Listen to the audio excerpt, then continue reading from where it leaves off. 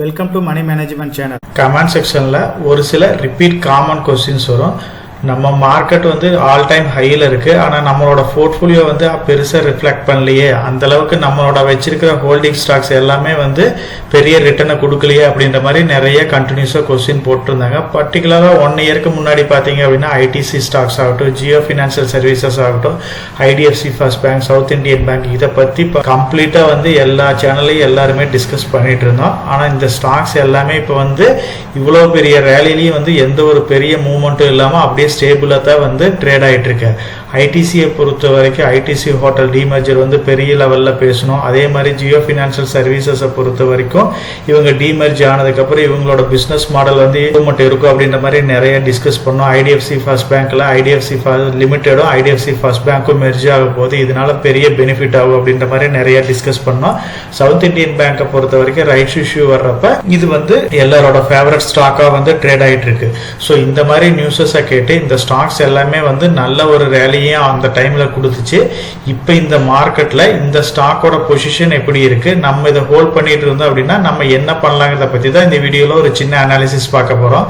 ஐடிசியை பொறுத்த வரைக்கும் இது வந்து 500க்கு பக்கமா வந்து இந்த ஸ்டாக் வந்து ட்ரேட் ஆயிடுச்சு. அது இல்லாமல் 60 அதாவது மார்க்கெட் கேபிட்டலையும் வந்து இந்த கம்பெனி வந்து ரீச் பண்ணிச்சு. ஸோ அந்த டைம்ல பாத்தீங்க அப்படின்னா 500 ஒரு ரேஞ்சில் இருந்துச்சு. அப்பதான் வந்து ஐடிசியில இருந்து ஐடிசி ஹோட்டல் வந்து டிமெர்ஜ் பண்ண போறாங்கன்ற நியூஸஸ் வந்து அனௌன்ஸ் பண்ணாங்க. அந்த நியூஸஸ் வந்து மார்க்கெட் அந்த அளவுக்கு லைக் பண்ணாதனால இந்த ஷேர் வந்து ஃபால் ஆக ஆரம்பிச்சிச்சு. அது இல்லாமல் ஐடிசியில் பேரண்ட் கம்பெனியாக இருக்க பேட்டோட செல்லிங் ப்ரெஷர் கொஞ்சம் ஜாஸ்தியாக இருந்துச்சு. இவங்களுமே வந்து மார்க்கெட்டில் வந்து ஒரு 3.5% பக்கமாக செல் பண்ணாங்க. அந்த டைமில் பார்த்தீங்க அப்படின்னா ஐடிசி ஸ்டாக் வந்து 400 லெவலுக்கு வந்துச்சு. ஸோ அப்போ 400 லெவல்னு வந்தப்போ நம்ம கூட டிஸ்கஸ் பண்ணோம். லாங் டேர்ம் பாயிண்ட் ஆஃப் வியூவில் 5 to 10 இயர்ஸ் நீங்கள் வெயிட் பண்ணுற அப்படி இருந்தால் ஐடிசி ஸ்டாக்கை வந்து நீங்கள் ஹோல்ட் பண்ணலாம், இந்த டைமில் நீங்கள் அக்குமுலேட் பண்ணலாம் அப்படின்ற மாதிரி நம்ம டிஸ்கஸ் பண்ணோம்.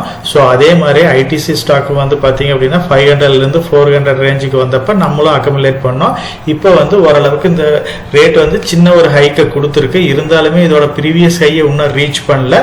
இப்போ வரப்போகிற பட்ஜெட்டில் ஓரளவுக்கு டொபாக்கோவுக்கு வந்து அந்த அளவுக்கு டேக்ஸ் வந்து ஜாஸ்தி பண்ணாமையோ இல்லை இது ரிலேட்டடாக ஏதாச்சும் வந்து பெரிய நெகட்டிவ் நியூஸ் இல்லை அப்படின்னா ஐடிசி வந்து ஒரு நல்ல ரேலியை கொடுத்து அதோட 52 வீக் ஹையை ரீச் பண்ணுறதுக்கு நிறைய பாசிபிலிட்டிஸ் இருக்கு. இவங்களோட எஃப்எம்சிஜி பிஸ்னஸும் வந்து நல்லா க்ரோ ஆகிட்டு இருக்கு. ஐடிசி ஹோட்டல் பிஸ்னஸும் வந்து நல்லா இம்ப்ரூவ் ஆகிட்டு இருக்கு. இது எல்லாமே ஐடிசிக்கு வந்து ஒரு பெரிய பேக் போனாக தான் இருக்கு. கூடிய சீக்கிரம் வந்து லாங் டேர்ம் பாயிண்ட் ஆஃப் வியூவில் இந்த ஸ்டாக் வந்து நீங்கள் இன்வெஸ்ட் பண்ணுறதை நிறுத்த வேண்டாம், கண்டினியூஸாக இன்வெஸ்ட் பண்ணிக்கிட்டே வாங்க. இப்போ ரிட்டர்ன் இல்லை அப்படின்னாலும் ஏதாச்சும் ஒரு பாசிட்டிவான நியூஸ் இந்த கம்பெனிக்கு வர்றப்ப ஒரு ஹியூஜான ரேலியை கொடுக்கறதுக்கு நல்ல பாசிபிலிட்டிஸ் இருக்கு. ஆனால் இமீடியட்டாக வந்து எந்த ஒரு ரிட்டர்னையும் கொடுத்துடாது. நீங்கள் 5 to 10 இயர்ஸ் பாயிண்ட் ஆஃப் வியூவில் இன்வெஸ்ட் பண்ணுறதுக்கு இது வந்து ஒரு எக்ஸலண்டான ஸ்டாக்ஸ். ஜியோ ஃபினான்ஷியல் சர்வீசஸ் இந்த ஸ்டாக் வந்து ரிலையன்ஸ்ல இருந்து டிமெர்ஜ் ஆகிறப்ப பிடிச்சி இதை நம்ம ட்ராக் பண்ணிக்கிட்டே தான் இருக்கிறோம். இந்த ஸ்டாக்கும் வந்து பார்த்தீங்க அப்படின்னா அது ஒரு அட்ராக்டிவான ப்ரைஸில் 200ல இருந்து 240க்குள்ள கிடைக்கிறப்ப நம்ம பை பண்ணலாம் அப்படின்ற மாதிரி ஃபர்ஸ்ட் டிஸ்கஸ் பண்ணோம். லெவல் பை லெவல் இதை வந்து அக்குமுலேட் பண்ணோம். அதே மாதிரி இந்த ஸ்டாக் வந்து 200ல இருந்து 240க்குள்ள ஓரளவுக்கு நம்மளும் அக்குமுலேட் பண்ணோம். அதுக்கப்புறம் 250 260 அந்த ரேஞ்சில் வந்து ஓரளவுக்கு 1 இயருக்கு மேலே நியூட்ரலாக ட்ரேட் ஆகிட்டு இருந்துச்சு. லாஸ்ட் இயரில் பார்த்தீங்க அப்படின்னா 350 அந்த ரேஞ்சுக்கு வந்து இந்த கம்பெனி வந்து மூவ் ஆச்சு. ஸோ இந்த கம்பெனியோட பிஸ்னஸ் மாடல் அதாவது பிளாக் ராக்கோட ஷைன் அப் ஆகட்டும், insurance, equity brokers, Reliance retail financial, secured loan, unsecured loan, இதுக்கு உண்டான பிஸ்னஸ் மாடல் எல்லாம் இம்ப்ளிமெண்ட் பண்ணுறோன்ற நியூஸ் வந்தாலுமே 350க்கு மேலே இந்த ஸ்டாக் ட்ரேட் ஆக ஆரம்பிச்சு. இப்போ அதுக்கப்புறம் பார்த்தீங்க அப்படின்னா இந்த கம்பெனி அதே பாயிண்ட்ல நியூட்ரலாக ட்ரேட் ஆகிட்டு இருக்கு. இந்த கம்பெனியும் வந்து நீங்கள் 5 to 10 இயர் பாயிண்ட் ஆஃப் வியூவில் இன்வெஸ்ட் பண்ணுறா அப்படி இருந்தால் உங்களோட இன்வெஸ்ட்மெண்ட்டை கண்டினியூஸாக இன்வெஸ்ட் பண்ணுங்க. இதை வந்து ஸ்டாப் பண்ணவே தேவையில்லை. நெக்ஸ்ட் ஸ்டாக்னு பார்த்தீங்கன்னா ஐடிஎஃப்சி ஃபர்ஸ்ட் பேங்க். இந்த கம்பெனியை இந்த ஸ்டாக்கை பொறுத்த வரைக்கும் பார்த்தீங்க அப்படின்னா இதில் நிறைய மெர்ஜர் நியூஸ் வந்துச்சு. அதாவது ஐடிஎஃப்சி லிமிட்டடையும் ஐடிஎஃப்சி ஃபர்ஸ்ட் பேங்கையும் மெர்ஜ் பண்ண போகிறாங்க அப்படின்ற மாதிரி பார்த்தோம். நம்ம ஐடிஎஃப்சி லிமிட்டட்னா என்ன, ஐடிஎஃப்சி ஃபர்ஸ்ட் பேங்க்னா என்ன, ஸோ இந்த கம்பெனிக்கு என்ன பாசிட்டிவ் இருக்குது, இது மெர்ஜரால் எவ்வளோ பெனிஃபிட் இருக்கும், இப்போ இந்த மெர்ஜர் ஆர்பிட்ராஜ் பெனிஃபிட் எந்த ஐடிஎஃப்சி லிமிட்டடை வாங்குறப்ப என்ன % பர்சன்டேஜில் கிடைக்கும். இதை பற்றி நம்ம கம்ப்ளீட்டாகவே டிஸ்கஸ் பண்ணோம். மெர்ஜர் ரேஷியோ பார்த்தீங்க அப்படின்னா 100 ஸ்டாக்ஸ் வச்சுருந்தோம் அப்படின்னா ஐடிஎஃப்சி ஃபர்ஸ்ட் பேங்க்கில் வந்து 155 ஷேர் கொடுக்குற மாதிரி நம்ம டிஸ்கஸ் பண்ணோம். இது எல்லாமே பாசிட்டிவாக பார்த்தாலும் இந்த ஸ்டாக்கு வந்து ஒரு 100 ருபீஸ் வரைக்கும் ட்ரேட் ஆச்சு. அதுக்கப்புறம் பார்த்தீங்க அப்படின்னா பெரிய மூவ்மெண்ட் இல்லாமல் தான் இந்த ஸ்டாக்கு இருக்குது. பேங்கிங் செக்டரை பொறுத்த வரைக்கும் வரப்போகிற குவார்ட்டர்ஸில் வந்து ஏதாச்சும் ரேட் கட் அனௌன்ஸ் பண்ணாங்க அப்படின்னா இந்த ஸ்டாக் எல்லாமே வந்து நல்லா பர்ஃபார்ம் பண்ணுறதுக்கு நிறைய பாசிபிலிட்டிஸ் இருக்குது.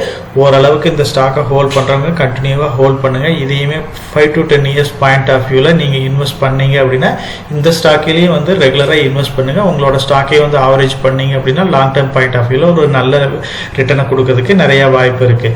சவுத் இந்தியன் பேங்கை பொறுத்த வரைக்கும் நம்ம டீட்டெயிலாகவே டிஸ்கஸ் பண்ணோம். மற்ற பேங்க் அதாவது இப்போ HDFC, ஐசிஐசி பேங்க் இதெல்லாம் வந்து லார்ஜ் கேப் பேங்காக இருக்குது. மிட் கேப் பேங்க் அப்படின்னா ஐடிஎஃப்சி இருந்துச்சு. ஸோ சவுத் இந்தியன் பேங்க் வந்து அந்தளவுக்கு ஒரு பெரிய பேங்காக இல்லைனாலும் ஒரு நல்ல ஒரு ரேட்டில் ட்ரேட் ஆகிட்டு இருந்ததுனால இதை கன்சிடர் பண்ணலாம் அப்படின்ற மாதிரி டிஸ்கஸ் பண்ணோம். இந்த ஸ்டாக்கு வந்து 36 ஒரு ஹைக்கு போனப்போ இதிலிருந்து ரைட்ஸ் இஷ்யூ வந்து ஆஃபர் பண்ணாங்க. 22 ரூபாயின்னு இருக்குது. அதாவது 4 ஷேர் வச்சுருந்தா 1 ஷேர் கொடுத்தாங்க. ஸோ அப்பயே வந்து நம்ம டீட்டெயிலாகவே டிஸ்கஸ் பண்ணோம். எப்படி வந்து ஆன்லைனில் வந்து ஸ்டெப் பை ஸ்டெப் இதில் அப்ளை பண்ணலாம் அப்படின்ற பற்றி நம்ம டீட்டெயிலாக பார்த்தோம். அதுக்கப்புறம் பார்த்தீங்க அப்படின்னா ரைட்ஸ் இஷ்யூவில் அப்ளை பண்ணுறதுனால நமக்கு பெனிஃபிட் ஆகுமா ஆகாதாங்கிற மாதிரி நம்ம டிஸ்கஸ் பண்ணோம். அதில் நம்ம கன்க்ளூட் பண்ணது 27 ரூபாய்ன்ற ரேட்டில் வந்து இந்த ஸ்டாக் வந்து ஹோல்ட் ஆகிறதுக்கு நிறைய பாசிபிலிட்டிஸ் இருக்குது. ஏன்னா இதோட ஆவரேஜ் ப்ரைஸ் அந்த இடத்துல தான் செட் ஆகுது. ஸோ ஒரு பெரிய மூவ்மெண்ட் இல்லாமல் அதில் 1 இயருக்கு மேலே அதில் நியூட்ரலாக ட்ரேட் ஆகிறதுக்கு வாய்ப்பு இருக்குது அப்படின்ற மாதிரி டிஸ்கஸ் பண்ணோம். நம்ம டிஸ்கஸ் பண்ண மாதிரி இந்த ஸ்டாக் வந்து ஒரு பெரிய மூவ்மெண்ட்டை கொடுக்கல. அதோட ப்ரீவியஸ் ஹைக்கு இது மூவ் ஆகலை. அந்த 27 அந்த ரேஞ்சிலேயே வந்து ஹோல்ட் ஆகிருக்கு. ஸோ இந்த ஸ்டாக் வச்சுருக்கிறவங்க அக்குமுலேட் பண்ணவங்க அப்படியே ஹோல்ட் பண்ணுங்கள். இன்னும் வந்து இந்த ஸ்டாக் வந்து எப்போ ஒரு மூவ்மெண்ட்டை கொடுக்குன்னு தெரியல. எதையும் வந்து அடிஷ்னலாக பை பண்ணிடாதீங்க. இப்போ நம்ம ஐடிசியோ, ஜியோ ஃபினான்ஷியல் சர்வீசஸோ, ஐடிஎஃப்சி ஃபர்ஸ்ட் பேங்க் இந்த மாதிரி ஸ்டாக்ஸ் வந்து இன்னும் விலை குறைஞ்சிச்சு அப்படின்னா ஆவரேஜ் பண்ணுங்க அப்படின்ற மாதிரி நம்ம டிஸ்கஸ் பண்ணோம். இந்த ஸ்டாக் வந்து போதும். ஸோ ஓரளவுக்கு மேலே நீங்கள் வந்து அக்குமுலேட் பண்ணிடாதீங்க. இருக்கிற ஸ்டாக்கை அப்படியே ஹோல்ட் பண்ணுங்க. சப்போஸ் நீங்கள் 32 ரூபா 34 ரூபா அந்த ரேட்டில் வாங்கியிருந்தா கூட இன்னும் கொஞ்சம் நீங்கள் 2 to 3 இயர்ஸ் வெயிட் பண்ணீங்க அப்படின்னாலோ இல்லை ஏதாச்சும் ஒரு பாசிட்டிவான நியூஸ் வந்துச்சு அப்படின்னா இந்த ஸ்டாக் வந்து மூவ்மெண்ட் கொடுக்கறதுக்கு நிறைய வாய்ப்பு இருக்குது. இப்போ ரீசெண்டாக வந்த ரிசல்ட்ஸை பேஸ் பண்ணி ஒரு நல்ல மூவ்மெண்ட் கொடுத்துச்சு. இருந்தாலுமே வந்து ஃப்ரைடே மார்க்கெட் வந்து கொஞ்சம் ஹெவியாக கரெக்ஷன் ஆனதுனால இந்த ஸ்டாக் வந்து அந்த அளவுக்கு ஒரு பெரிய மூவ்மெண்ட் இல்லாமல் ரிசல்ட்ஸை வந்து ரிஃப்ளெக்ட் ஆகாமல் போயிடுச்சு. இருந்தாலுமே இந்த ஸ்டாக்ல வந்து அடிஷ்னலாக இன்வெஸ்ட் பண்ணுறதை அவாய்ட் பண்ணிட்டு இருக்கிறத ஹோல்ட் பண்ணுங்க. கம்பெனி நல்ல கம்பெனி தான். இருந்தாலுமே இதை விட அட்ராக்டிவான வேல்யூஷனில் ஹையர் லார்ஜ் கேப் கம்பெனிஸே மார்க்கெட்டில் அவைலபிளாக இருக்கிறதுனால அதை ஃபோக்கஸ் பண்ணுங்கள். ஸோ இதை முடிஞ்ச வரைக்கும் அப்படியே வந்து ஸ்டாப் பண்ணுங்கள். ஸோ நீங்கள் லாஸ்ட்டில் இந்த கம்பெனியை புக் பண்ணணும்னு அவசியம் இல்லை. ஏதாச்சும் உங்களுக்கு அமௌண்ட் ஜாஸ்தியாக அதில் இன்வெஸ்ட் பண்ணியிருந்தீங்க அப்படின்னா அந்த ப்ரீவியஸ் நீங்கள் பை பண்ண ரேட்டுக்கு வந்துச்சு அப்படின்னா ஒரு போர்ஷனை செல் பண்ணிவிட்டு இப்போ நீங்கள் ஹெச்டிஎஃப்சி பேங்க்கோ, கோட்டாக் பேங்க்கோ இதெல்லாம் வந்து மார்க்கெட்டில் ஒரு நல்ல ரேட்டில் ட்ரேட் ஆகிட்டு இருக்கு. இந்த மாதிரி ஸ்டாக்கை கன்சிடர் பண்ணாலும் இது நல்ல ரிட்டர்ன் கொடுக்கறதுக்கு நிறைய வாய்ப்பு இருக்குது. சவுத் இந்தியன் பேங்கை பொறுத்த வரைக்கும் அடிஷ்னலாக பை பண்ணுறது முடிஞ்ச வரைக்கும் அவாய்ட் பண்ணுங்க. இப்போ நம்ம டிஸ்கஸ் பண்ண ஸ்டாக்ஸ் வந்து பிஇ ரேஷியோ பிரகாரம் ஷார்ட் லிஸ்ட் பண்ணியிருக்கோம். சவுத் இந்தியன் பேங்கை பொறுத்த வரைக்கும் இண்டஸ்ட்ரி பிஇ 12 இருந்தாலும் இந்த கம்பெனியோட பிஇ 6.13 இருக்குது. ஸோ பேங்கிங் ஸ்டாக்ஸை பொறுத்த வரைக்கும் பிஇ வச்சு நம்ம எவாலுவேட் பண்ண முடியாது. வராக்கடன் இதை வச்சு தான் நம்ம இந்த பேலன்ஸ் ஷீட் எல்லாமே எவாலுவேட் பண்ணுவோம். ஸோ சவுத் இந்தியன் பேங்க்கும் வந்து ஒரு பெட்டரான பேங்காக தான் இருக்குது. இருந்தாலுமே இதெல்லாம் வந்து ஒரு 7000 கோடி மார்க்கெட் கேபிட்டல் இருக்கிற கம்பெனியாக தான் இருக்குது. இதை விட குவாலிட்டியான பேங்க் ஹெச்டிஎஃப்சி, ஐசிஐசி, கோட்டாக் இதெல்லாம் வந்து மார்க்கெட்டில் அட்ராக்டிவான ப்ரைஸில் இருக்கிறதுனால அந்த மாதிரி பேங்க்ஸை கன்சிடர் பண்ணுங்கள். இதை வந்து அடிஷ்னலாக கன்சிடர் பண்ணாதீங்க. ஐடிஎஃப்சி ஃபர்ஸ்ட் பேங்கை பொறுத்த வரைக்கும் இது வந்து HDFC bank, ICIC bank, Kotak Mahindra bank என்ன பிஇல ட்ரேட் ஆகுதோ அதே லெவலில் தான் இந்த ஸ்டாக்கு வந்து கொஞ்சம் ஹையர் வேல்யூஷனில் வந்து ட்ரேட் ஆகிட்டு இருக்கு. இருந்தாலுமே இது growth ஓரியன்டட் ஸ்டாக்குங்கிறதுனால இதுக்கு நல்ல ஃபியூச்சர் இருக்குது. ஸோ மார்க்கெட்டில் கொஞ்சம் கரெக்ஷன் ஆகுது. நீங்கள் 5 to 10 இயர்ஸ் வெயிட் பண்ணுறதுக்கு ஓகே அப்படின்னா இந்த மாதிரி ஸ்டாக்ஸ் அதாவது ஐடிசி, ஜியோ ஃபினான்ஷியல் சர்வீசஸ் இது எல்லாமே கன்சிடர் பண்ணுங்கள். ஐடிசி வந்து இப்போ 475 பக்கமாக வந்துருச்சு. இருந்தாலும் இதோட ப்ரீவியஸ் ஹை 500க்கு இன்னும் வரல. மார்க்கெட்டில் ஆஃப்டர் பட்ஜெட்டுக்கு அப்புறம் ஒரு ரேலி வர்றதுக்கு பாசிட்டிவான நியூஸஸ் வந்துச்சு அப்படின்னா இருக்குது. ஸோ அதனால் வந்து பட்ஜெட் வரைக்கும் வெயிட் பண்ணுங்கள். அதுக்கப்புறம் வந்து இந்த ஸ்டாக்கில் வந்து நீங்கள் வந்து கரெக்ஷன் ஆச்சு அப்படின்னாலும் கண்டினியூவாக இன்வெஸ்ட் பண்ணுங்கள். அதே மாதிரி ஜியோ ஃபினான்ஷியல் சர்வீசஸும் வந்து இதோட ரிசல்ட்ஸ் அட்ராக்டிவாக வந்தாலுமே லாங் டேர்ம் பாயிண்ட் ஆஃப் வியூவில் நீங்கள் இன்வெஸ்ட் பண்ணுங்கள். இந்த ஸ்டாக்குமே ஒரு நல்ல வெல்த்தை கிரியேட் பண்ணும்.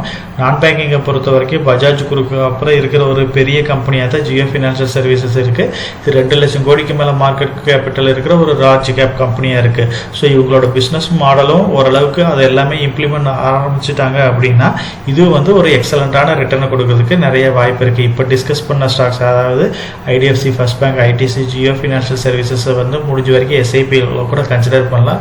இல்லை ஏதாச்சும் மார்க்கெட்டில் ஒரு ஆப்பர்ச்சுனிட்டி கிடைக்குது அப்படின்னா அந்த மாதிரி டைமில் வந்து நீங்கள் லம்சம் மோடில் கூட இன்வெஸ்ட் பண்ணுங்கள். சவுத் இந்தியன் பேங்கை நீங்கள் அக்குமுலேட் பண்ணுறதை கொஞ்சம் ஸ்டாப் பண்ணிக்கங்க. அதோட ரேட் வந்துச்சு அப்படின்னா ஓரளவுக்கு ஹோல்டிங்ஸ் ஜாஸ்தி வச்சுருந்தீங்கன்னா கொஞ்சம் ப்ராஃபிட் புக் பண்ணிக்கங்க.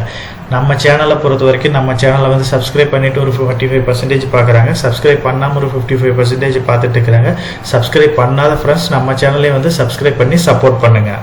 நம்ம சேனல் மெம்பர் கம்யூனிட்டியில போர்ட்ஃபோலியோ அப்டேட், அதாவது என்னோட போர்ட்ஃபோலியோல என்ன ஸ்டாக் பை பண்றேன், என்ன ஸ்டாக் செல் பண்றேன், என்னென்ன சேஞ்சஸ் பண்ணிட்டு இருக்கேன், இதை பத்தி இன்ஃபர்மேஷன்ஸ் வந்து ஷேர் பண்ணிட்டு இருக்கேன். டெய்லி மார்க்கெட் அப்டேட் வந்து முடிஞ்ச வரைக்கும் போஸ்ட் பண்ணிட்டு இருக்கேன். கார்பரேட்ல என்னென்ன ஈவென்ட் இருக்கு, நம்மளோட இந்திய எக்கனாமியை பத்தி ஒரு சில யூஸ்ஃபுல்லான இன்ஃபர்மேஷன்ஸ் எல்லாமே ஷேர் பண்ணிட்டு இருக்கோம். மெம்பர் கம்யூனிட்டியில ஜாயின் பண்ணி இதை ரெகுலரா ஃபாலோ பண்ணீங்க அப்படின்னா உங்களுக்கு நாலேஜ் இம்ப்ரூவ் ஆகிறது மட்டும் இல்லாம உங்களோட போர்ட்ஃபோலியோவை ஹெல்த்தியா பில்ட் பண்றதுக்கு எல்லா வகையிலையும் சப்போர்ட்டிவா இருக்கும். இப்ப டிஸ்கஸ் பண்ண இன்ஃபர்மேஷன் எல்லாம் உங்களுக்கு யூஸ்ஃபுல்லா இருக்கும்னு நினைக்கிறேன். இந்த வீடியோ உங்களுக்கு யூஸ்ஃபுல்லா இருந்துச்சு அப்படின்னா நம்ம சேனலை வந்து சப்ஸ்கிரைப் பண்ணுங்க, நம்ம வீடியோவை லைக் பண்ணுங்க, ஷேர் பண்ணுங்க. கமெண்ட் செக்ஷன் ஓப்பன்ல தான் இருக்கு. ஸோ இந்த வீடியோ பத்தி உங்களோட ஒப்பீனியன் என்ன, இதுல என்னென்ன டவுட்ஸ் இருக்கு அப்படின்னு நீங்க கமெண்ட் செக்ஷன்ல போஸ்ட் பண்ணீங்க அப்படின்னா உங்களுக்கு மட்டும் இல்லாம நம்ம வியூவர்ஸ் எல்லாத்துக்குமே நல்ல ஒரு சப்போர்ட்டிவா இருக்கும். நான் ஒரு செபி ரிஜிஸ்டர்ட் அட்வைசர் கிடையாதுங்க. நம்ம சேனலில் போடுற வீடியோக்கள் எல்லாமே வந்து பார்த்தீங்கன்னா எஜுகேஷனல் ஆர் இன்ஃபர்மேஷன் பர்பஸ்க்கோசரம் போஸ்ட் பண்ணுற வீடியோக்கள் தாங்க. இன்வெஸ்ட்மெண்ட்னா கண்டிப்பாக ரிஸ்க் இருக்கும். அதனால நீங்கள் உங்கள் ஃபினான்ஷியல் அட்வைசர்கிட்ட டிஸ்கஸ் பண்ணியோ இல்லை நீங்களா ஓன் டிசிஷன் எடுத்தோ இன்வெஸ்ட் பண்ணுங்கள்.